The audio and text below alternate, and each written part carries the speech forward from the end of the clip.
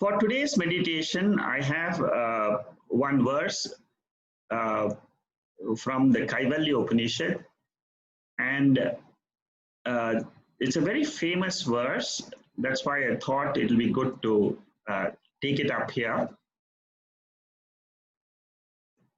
So far, we have learned 5 aspects of meditation, and we have seen how to separate the mind, the thoughts from consciousness.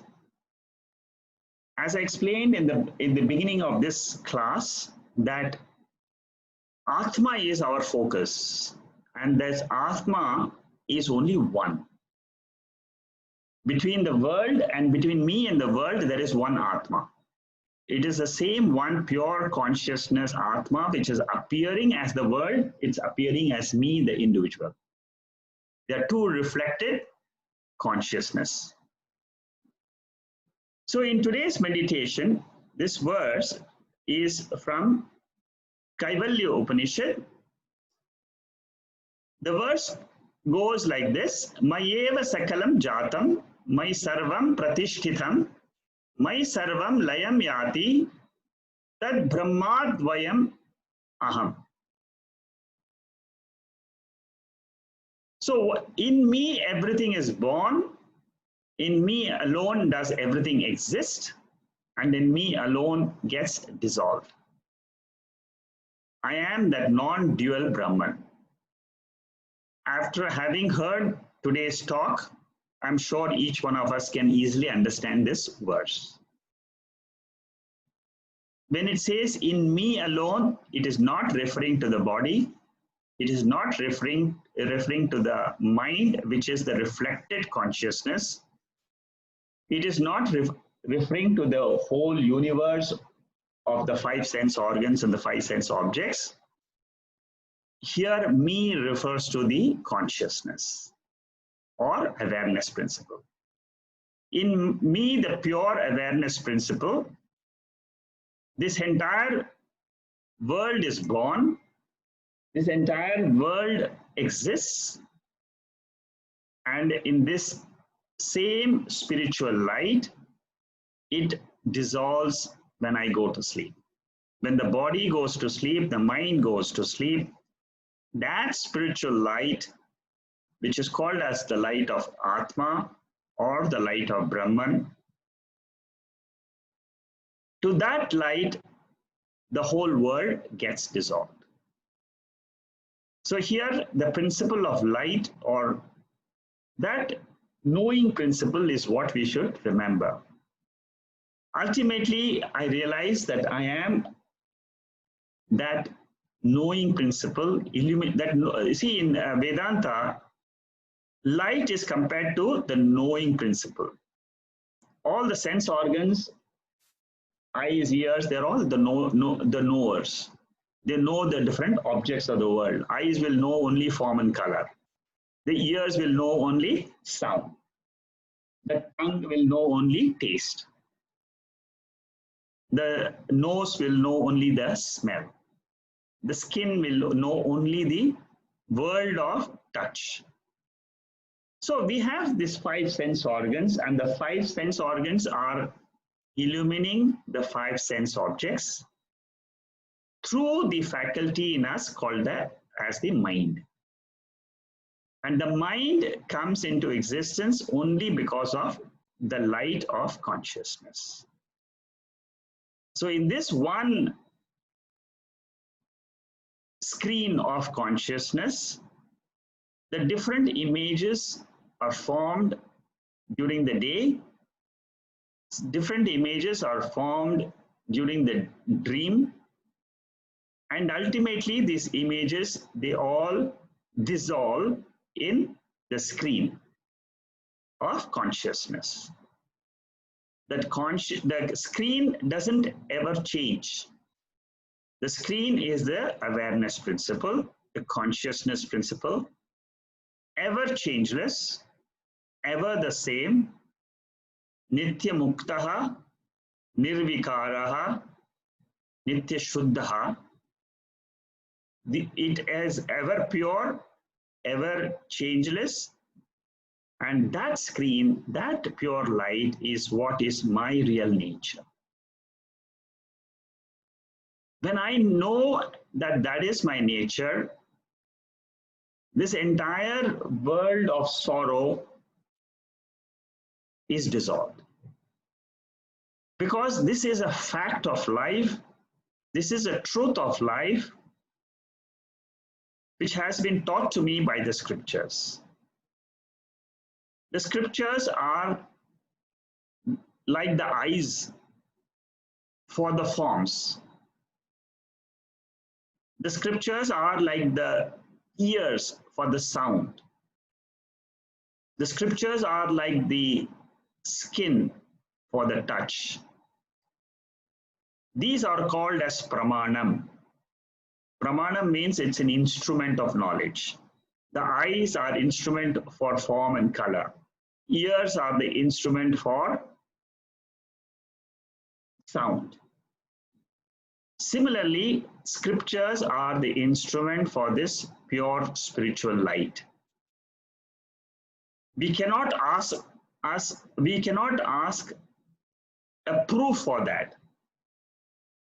Because what the eyes see, we never ask proof. We never say, well, this is red in color, so can I have another proof without the eyes to show the red color? We don't have, it doesn't exist. So similarly, this pramanam, that is why it is called a Shabda Pramanam. The scriptures are called a Shabda Pramanam, which means through words, written words, spoken words, it reveals Atma to me. It clearly tells me the sense objects and the sense worlds, they interact with each other. Chapter 2, verse 14, I discussed that last time in the previous class. Matra sparshastu kaunteya, that verse. It clearly says that the world is nothing but just interaction between the sense organs and the sense objects.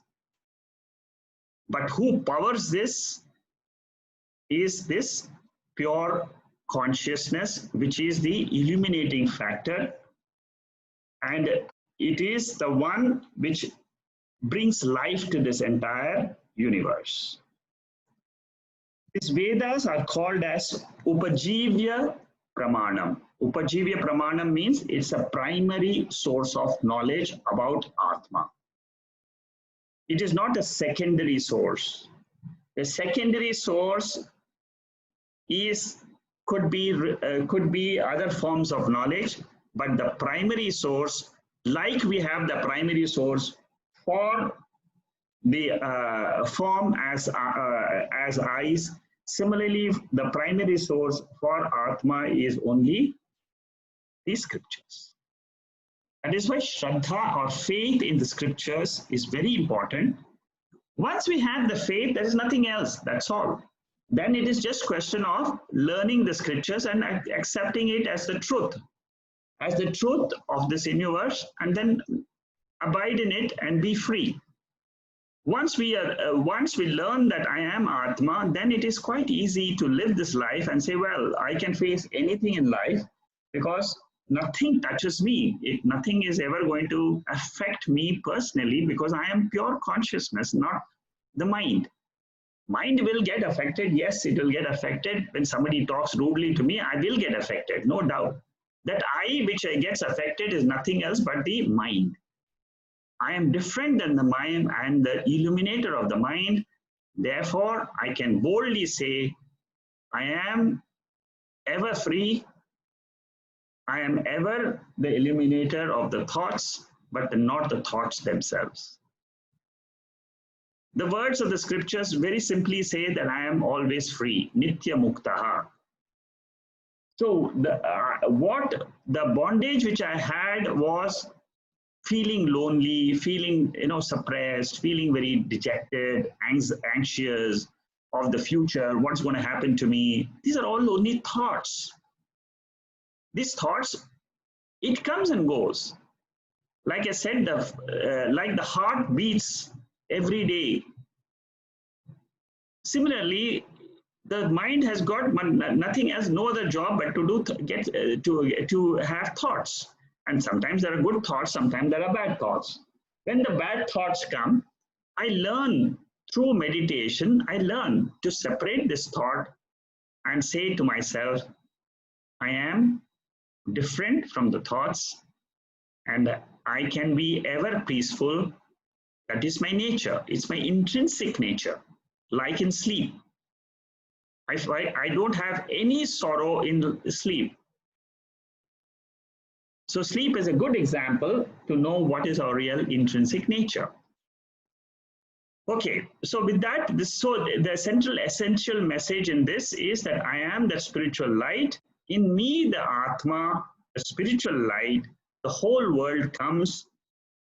When my mind is awakened in the morning, then the light is still there when the whole world is existing, in which I perform, the body performs certain actions, it enjoys certain joys and sorrows, and then in the night when it goes to sleep, the same mind goes to sleep.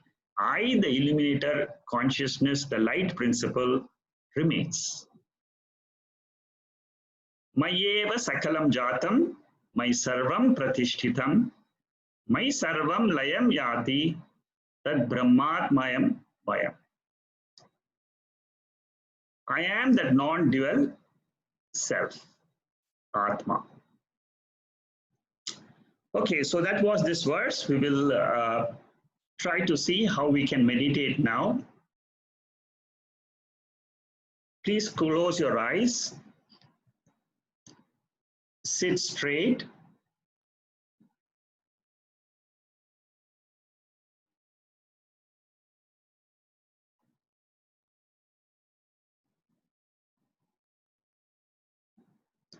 Observe the breath.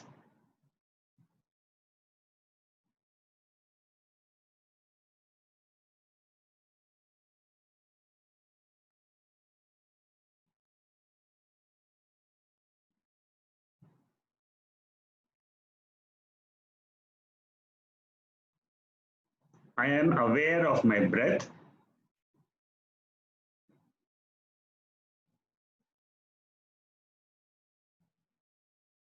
Breathing goes on in my presence.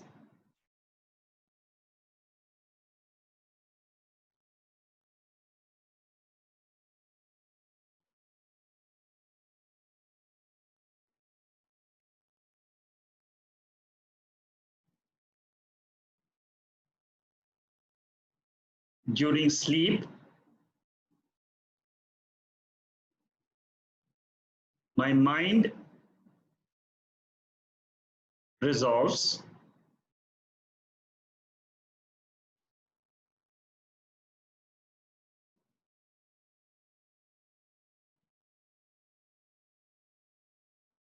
Then I'm not aware of the breath.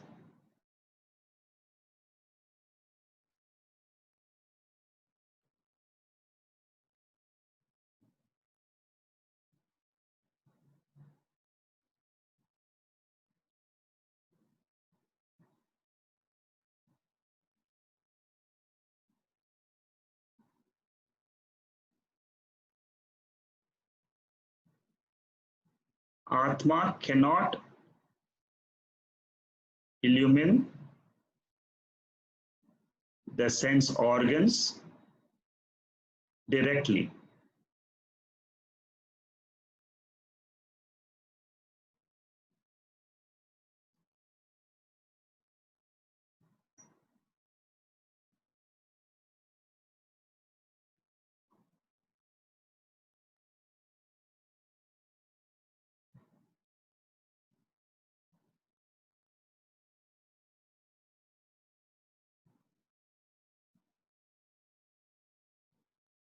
Mind borrows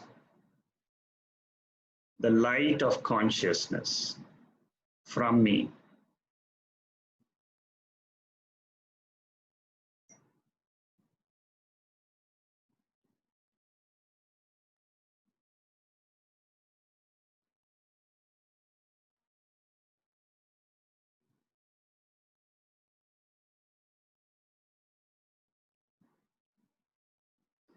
The mind lends the light to the sense organs.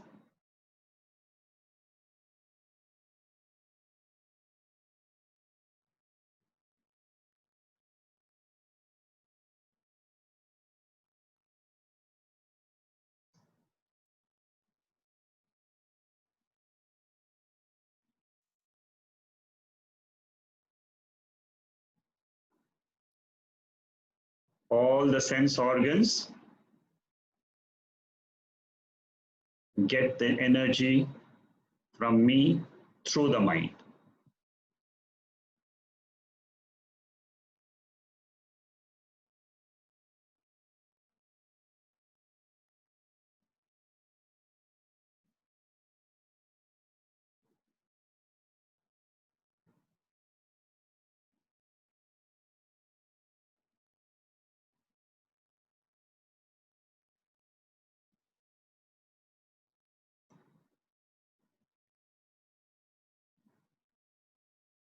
If any thoughts come in between, you say, I am the witness of the thoughts.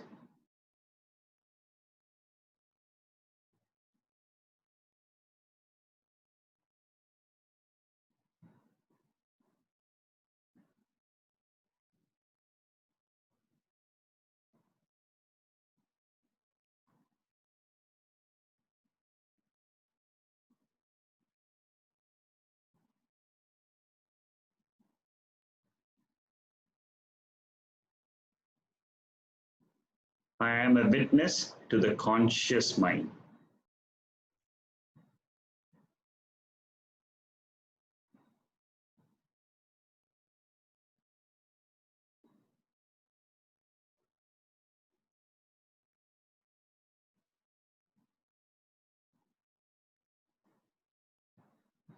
I am a witness to the mind in sleep.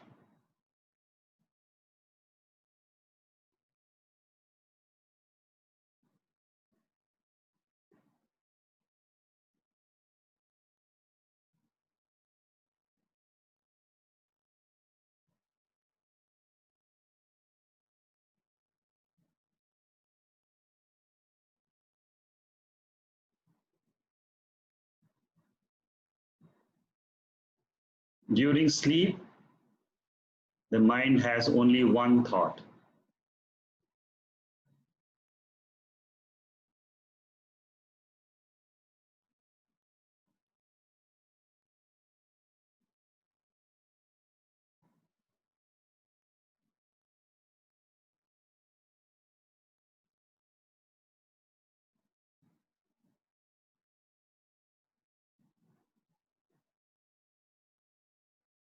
The one thought is I am ignorant of the world.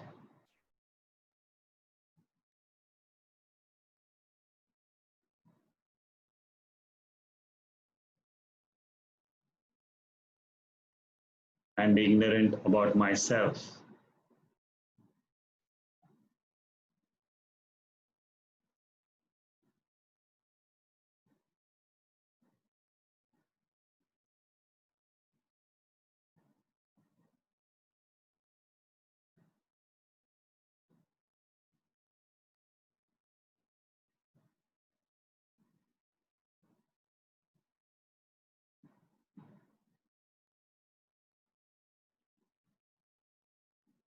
This vritti or thought in the sleep state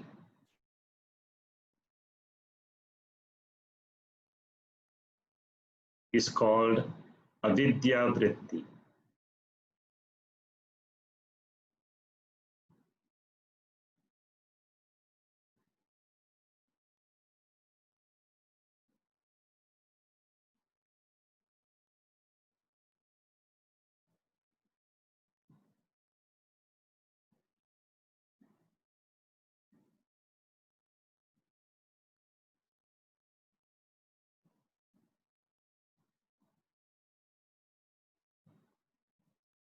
I am the pure, formless consciousness.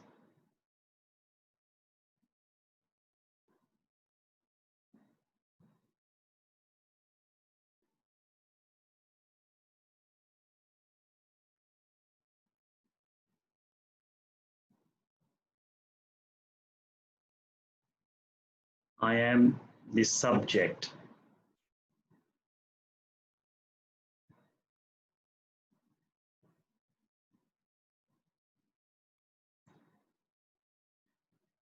The seer.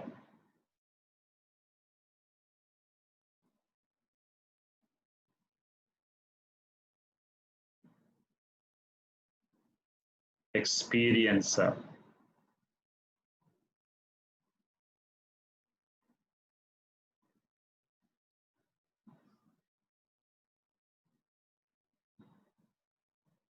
Of the active mind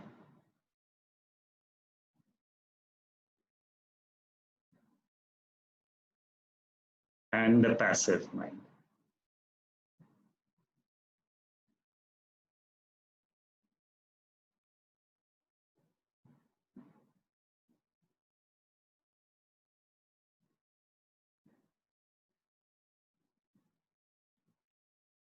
This whole world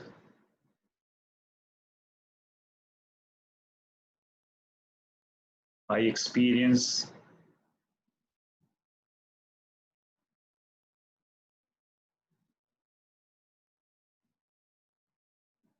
is illumined by consciousness.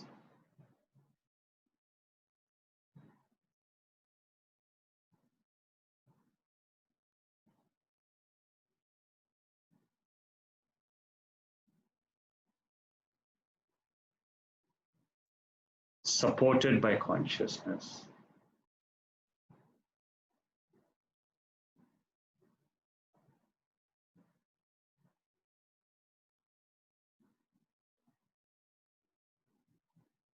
Resolves into consciousness.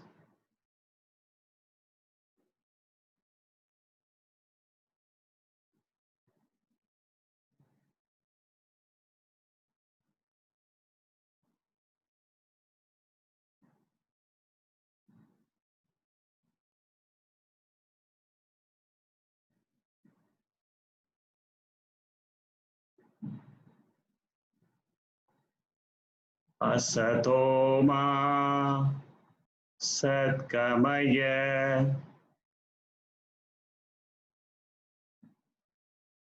Tamaso Ma Jyotirgamaya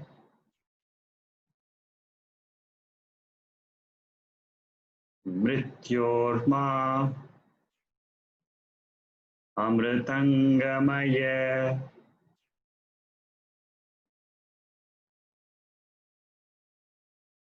Om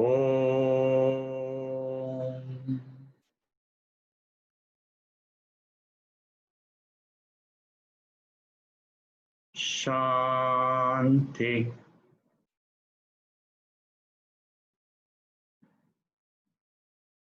Shanti. Shanti.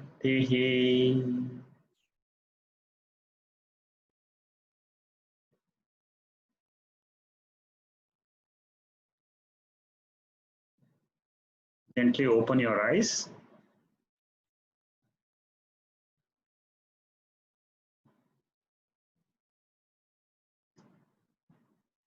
We'll take some questions if you have any.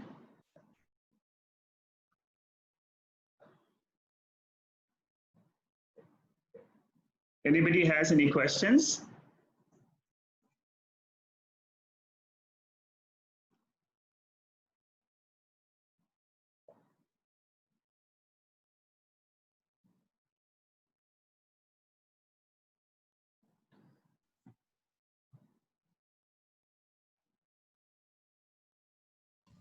Is there anything on the notice board?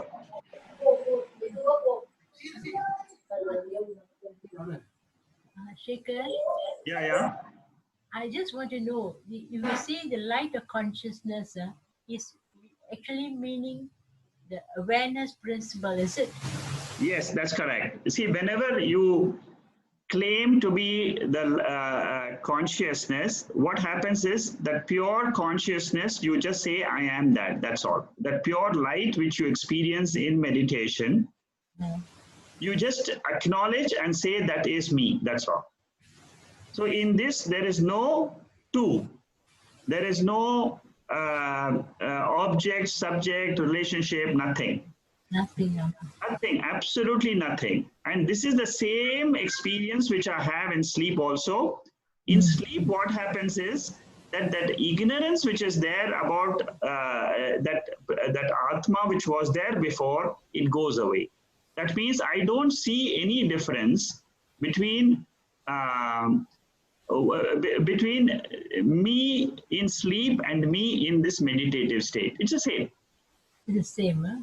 It's the same. That means I acknowledge that this is my real state which has been there before the birth of my body, and it will be the same state in which I will be when the body goes away. That's all. So all we are trying to do is, what is my changeless state in which I was before the birth, I was in my last night when I go to sleep, I was that. 1 week ago when I slept also, I was the same consciousness. So I don't see the difference in that state at all. What difference I see is only the waking state comes and goes, dream state comes and goes. So remaining in that and claiming that pure nature of that light itself is called as Atma Jnanam. And it is only Jnanam because any experience requires a mind. So you can never say, I experience myself. That is a wrong thing. You can only say, I understand myself. That's all. Experience means the mind is required. The word experience or anubhava means mind is required. What you can say is, Atma is self-evident, I am that. That's all. Self-evident, in that Atma, there is no word. No word, yeah. No word, because that is what I experience in sleep also. You see, in sleep, I don't experience any world. No body, no mind, no relationships, no husband, no son, no father, no brother, no corona, nothing. So what the scriptures are telling us is, try to claim that nature, ever free nature of yours as your real nature. And this, what we experience in waking and dream, this we learn to say. See, we have never learned this. It is only now when we do these scriptures, when we hear the scriptures, when we analyze the scriptures, they tell us how to analyze this whole universe properly, correctly. So all the scriptures are teaching us is only try to understand that this is the right way to analyze yourself and the world. So that is clear, Chandra? Yes, very clear. Thank you. Okay. Bhatt says Niranjana refers to the ignorance caused by the Anandamaya Kosha. Is that the correct way to understand? Yes, you are right. Anjana means ignorance. Ignorance means spiritual ignorance, which is the ignorance of the Anandamaya, caused by the Anandamaya Kosha. It is a kosha, which means it is a dress which I am wearing in my sleep state. The dress which I am wearing in my dream state, in my sleep state, is called as a kosha.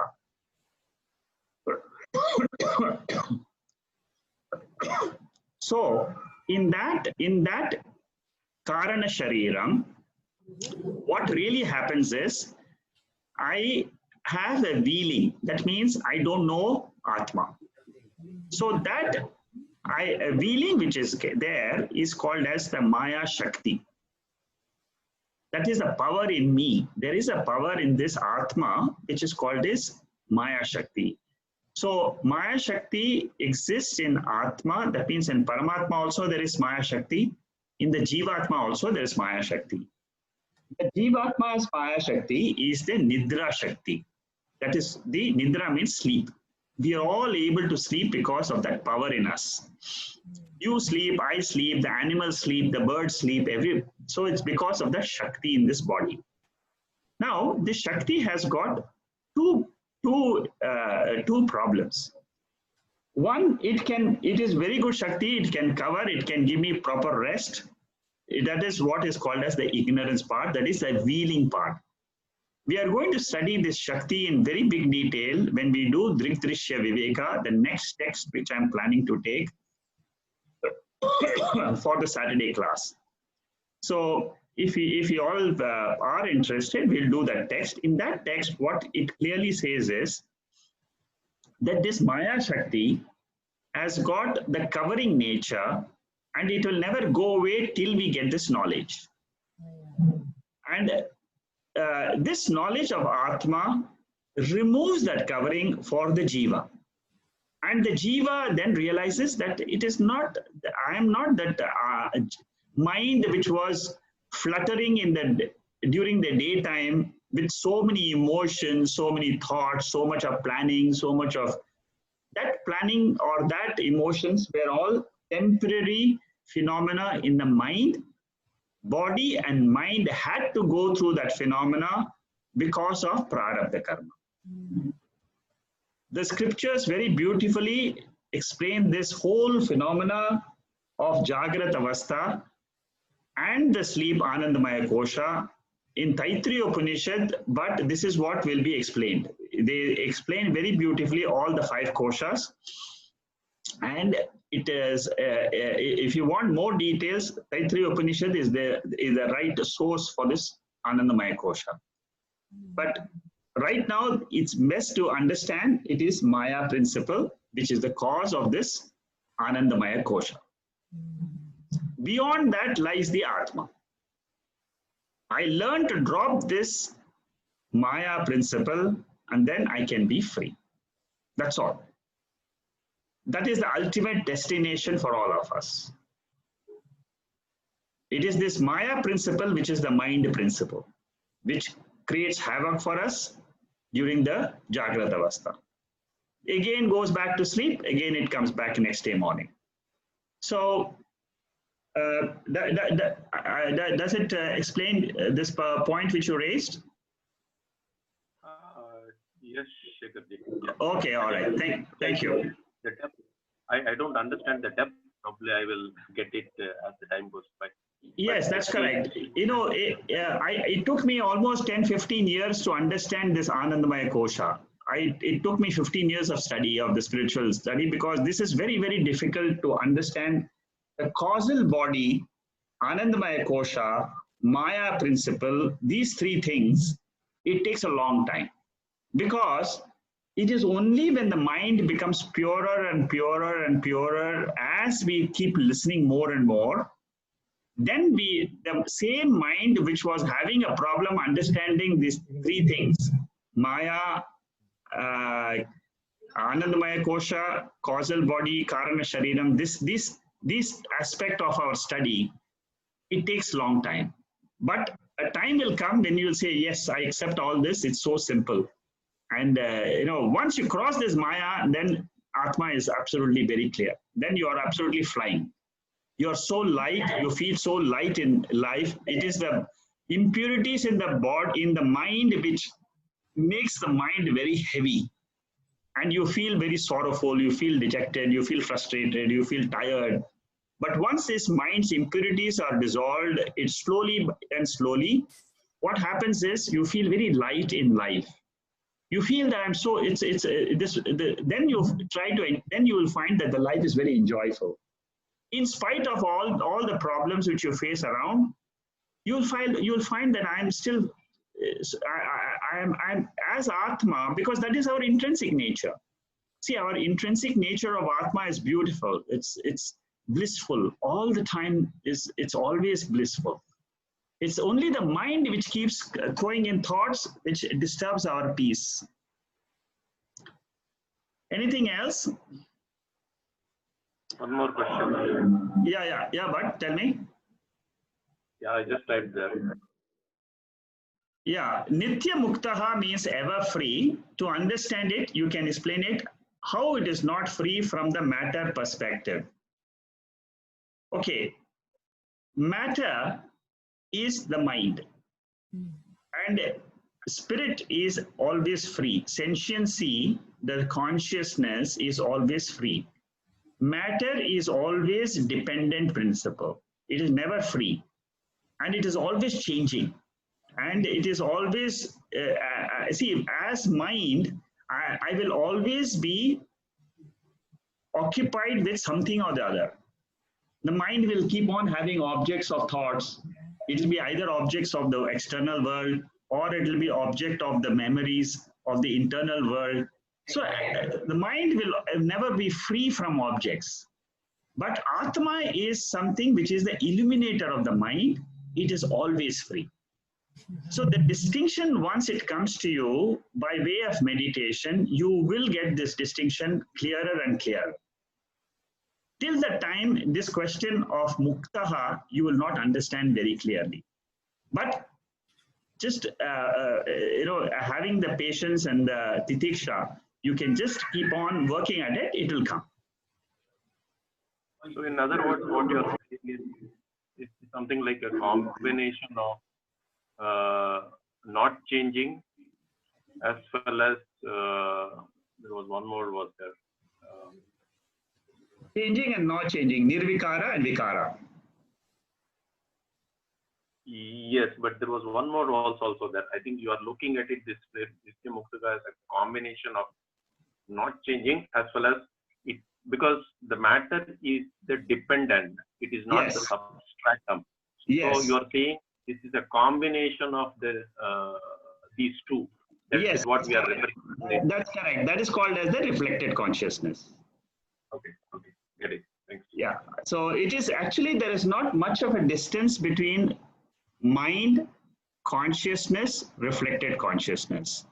You should know that all three are in the same locus. So the moment the waves are the conscious mind, which is having thoughts. The subconscious mind is the Atma. So in the top layer of Atma, the conscious mind, there's all these things about the whole world and all the problems. These are all waves just dancing. But the same mind, it goes back to the bottom, goes and settles down with Atma in the night.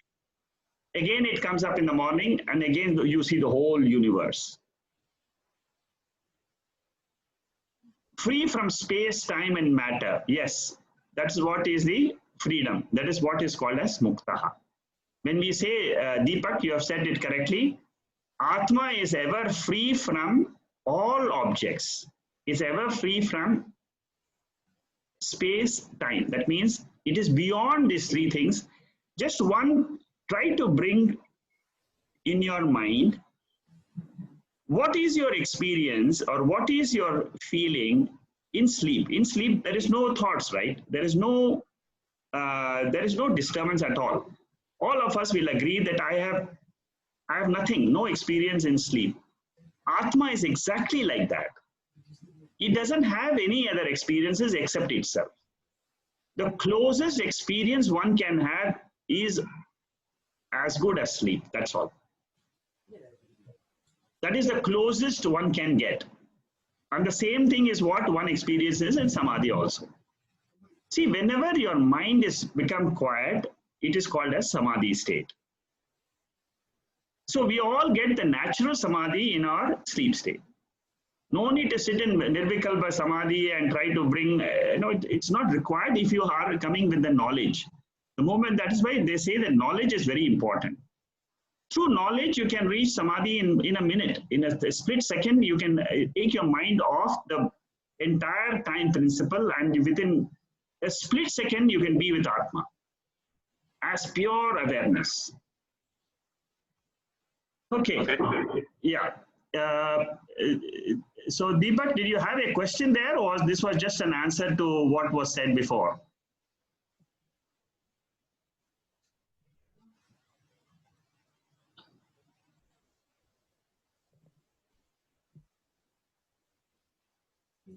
Shekharji, sorry, I just wanted to understand that when you say that, can you hear me? Yeah, I can hear you. Hear me? I just wanted to understand, I just wanted to understand that when we talk about it is through knowledge that we cut through ignorance, what we are really saying is that once we become aware of this, the Atma in its form, that helps us, that is the awareness. That helps us. Yes. Basically what we, So essentially what meditation Advaita Vedanta say that it's only through knowledge that you cut through ignorance. Yes. Then why meditation? Oh, so only some people will require meditation. There are some people who just listen to the scriptures and they say, yes, I don't need meditation because I know what I am. Okay. So the meditation is not a compulsory exercise. If your mind is already sharp, if your mind is, in many texts also in Upanishads also, there are some people who just listen to the teacher once and then they walk out of the class and say, yes, I understand and I accept very clearly what you say. I am Atma, exactly like I was in sleep. In sleep, I had ignorance. Now in waking, I don't have ignorance. I know that the sleep state experience, there is no world. In the waking state, even though experiencing the world, I can clearly claim that I am Atma without the world in the waking state. So that is called as knowledge. With this knowledge, yes. Yeah. Armed with this knowledge, and now being aware of it, and I always find that example of the mirage. When you go across, you find there's water till you realize that it's not water but the mirage, the reflection of the light, sun rays, causing this illusion of mirage. Yes. And then now again, when you go ahead and see, you find that you will not run because you're aware now that was merely illusion. So exactly. Are you saying that, so at what stage would I know today as a mind-body object that I have, or is awareness is a kind of a conscious living?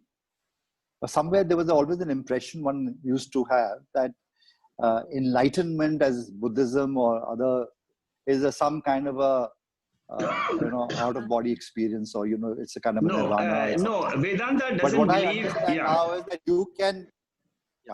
Yeah, Vedanta doesn't believe in out of body experience.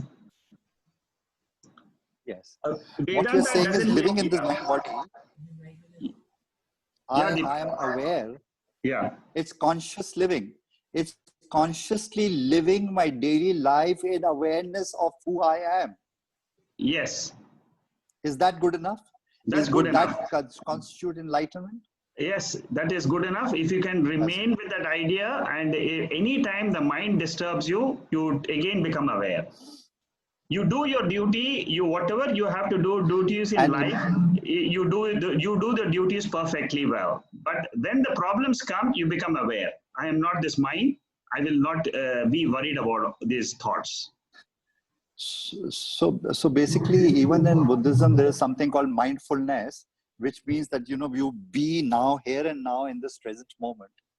And even in Kashmir Shaivism, there's something called that you experience Shiva in every action of yours. Bring that awareness in every action of yours. While you're walking, while you're resting, while you're sleeping, while you're talking, bring that. Is that what Vedanta would also prescribe, Advaita Vedanta? That you are now in every action of yours, while I'm speaking to you, while I'm sitting, while I'm eating, I recognize that awareness principle. Through breath, it could be through breath, soham, for example. No, I'm just saying that at what stage would I get to know that I am now reached that state of awareness? Or is it that samadhi only will help me? Constantly No. Samadhi will not help you. Samadhi is just a small experience in life. It will not help you. Samadhi is only a mind state, which is a quietened state. That's all. But what will help you is just the simple knowledge that non-duality, don't forget.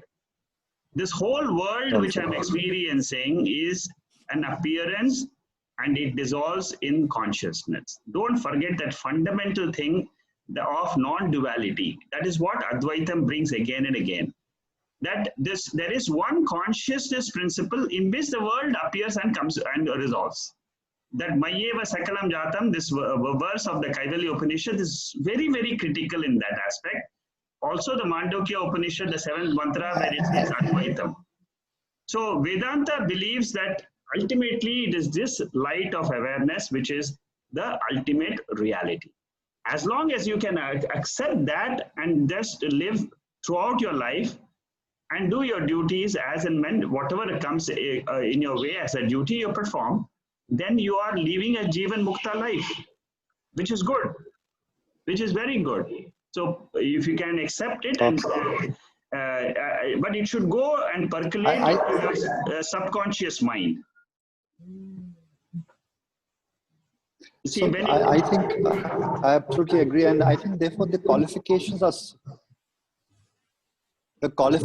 so important.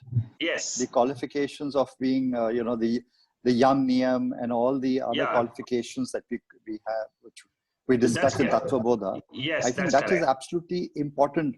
Yeah. It's important, but I think that's where one should go. Yeah, it's important, but the problem is that we cannot be trying to wait till you have 100% purity of the mind. It is not going to happen, because you can follow Yama Niyama up to a certain extent, but in life we have to, there are certain times when we,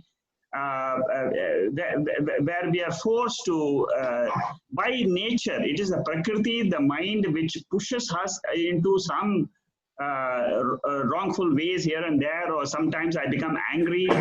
These things do happen. So it's for sometimes if you suddenly become angry, you should not blame yourself too much and say, oh, if I'm Atma, why did I become angry?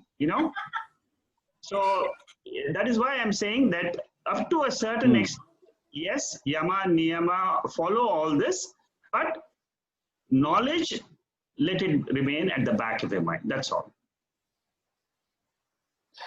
Also, I think somewhere I also find that as I'm going through these texts, that the way the rishis wanted it was first to separate the two, the self and the non-self. Yes. But in the end, there is no separation. Yes. The non-self is appearing in self. Yes, you're right. Deepak is appearing in self. Yes. So there is no separation. So that is why in meditation, in meditation you learn to drop the thoughts and just be as the light. That's all. As the light. Remain as the light. Remain as the light. Learn to drop, and then what happens is that is what is called as Shantam, Shivam, Advaitam.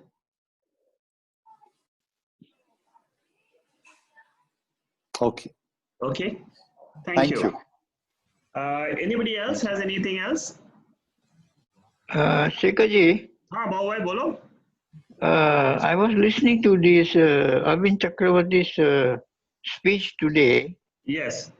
Talk. He was saying that something like in Advanta there is no such, there is nothing to achieve or what? What do you mean by that? No, you see, nothing to achieve means it has our nature. You see, consciousness, there is nothing to achieve, nothing to achieve in life because it is our nature. See, for example, if you already, that is what is called a Siddha. Atma is always Siddham. Siddham means it is always attained. You don't have to work, you don't have to study. All we are doing study is to say that I am not this, I am not this. You're only dropping the covering, you're dropping the covering, dropping the dresses which you are wearing. What you are doing is you're only owning up the real Atma. That is what he was trying to explain. Oh, so they mean the Ramakrishna. Ramakrishna had Ramakrishna Thakur Sahib had given a very good example on this when he said that a moss, when it's covered on water, you see the moss, but when you remove the and you realize it's just moss, it's grass. But when you remove the moss, you know that the water was always there. It's just that you didn't know that there was water there. So I think that's exactly what was said, is that the Atma is there, is just that we don't know the self.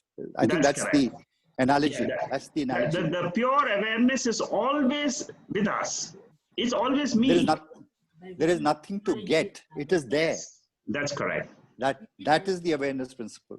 Yes, once we keep realizing this more and more, we will, the problems of the mind will become less and less. Mr. Shekhar, basically what you're saying is that there is this, at some point of time, this knowledge that will bring a shift in my consciousness.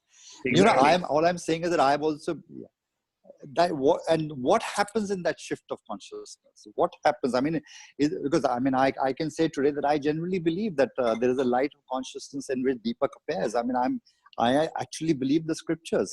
Am I enlightened today? No, you are enlightened in the conscious mind, but it is still to go deep into your consciousness. Till the doubts come in you, just keep on listening. That's all. I just have to keep listening to the scriptures, because I know the knowledge is there in the conscious mind, but it has to go deeper. The moment it goes deeper, absolutely no doubt in your mind, and you will just live your life as if everything is smooth. The time will come. You will get that. You will know yourself. That time has come. Okay, and I think the scriptures have told me the truth to myself, and your own sakshi will prompt you. When you get up in the morning, when you get up in the morning from sleep, your own sakshi will prompt you the knowledge. Your sakshi will prompt you. You were the Atma. Now you are getting into the Vyavahara, and it will come.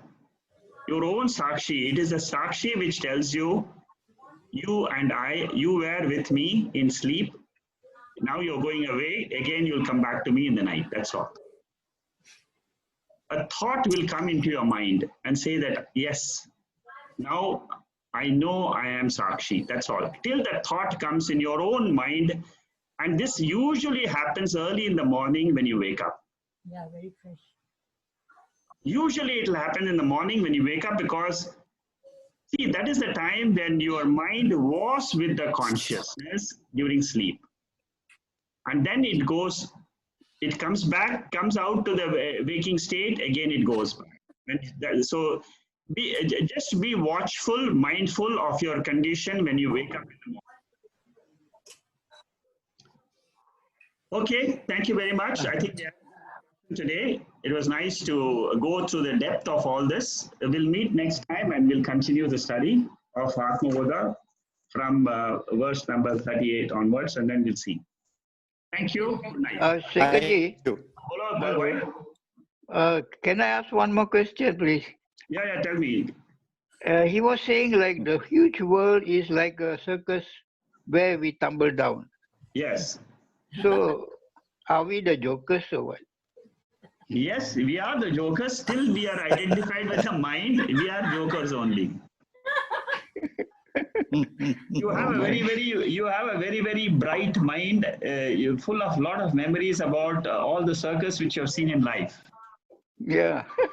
So as long as the memories keep coming to us, we again and again become jokers.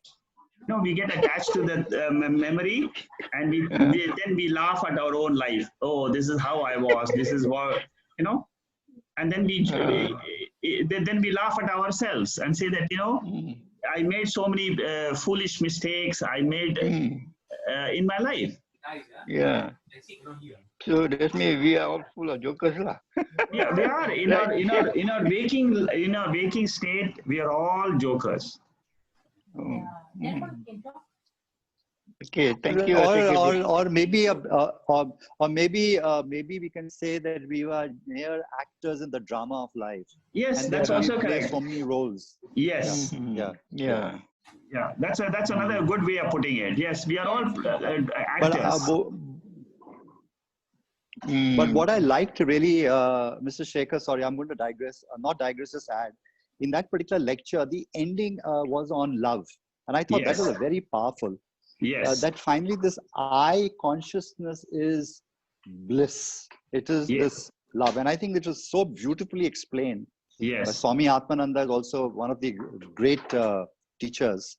Yes. When he said that, it is that and even what professor said, that love is really, and that was something that the first time I realized, Yes. that this unconditional part of, this love Yes. is as close to the bliss that comes in when I'm in that awareness principle. That's correct. When I realize who I am, Yeah. it just oozes out. And Yes. Buddhism says this very same thing about compassion and love. So really all religions have this final ultimate, this thing, whether it's Christianity, whether it's Buddhism, whether it is Hinduism, etc. They all finally say that there is this love, this unconditional love that is closest to in duality God, or as a non-dual to the very essential nature of your own existence. Yes, correct. That's good, Deepak. So we'll close for the day today. Yes. Mhm. Thank you. Okay. Thank you, Thank you. Sikaji. Thank you, and good night.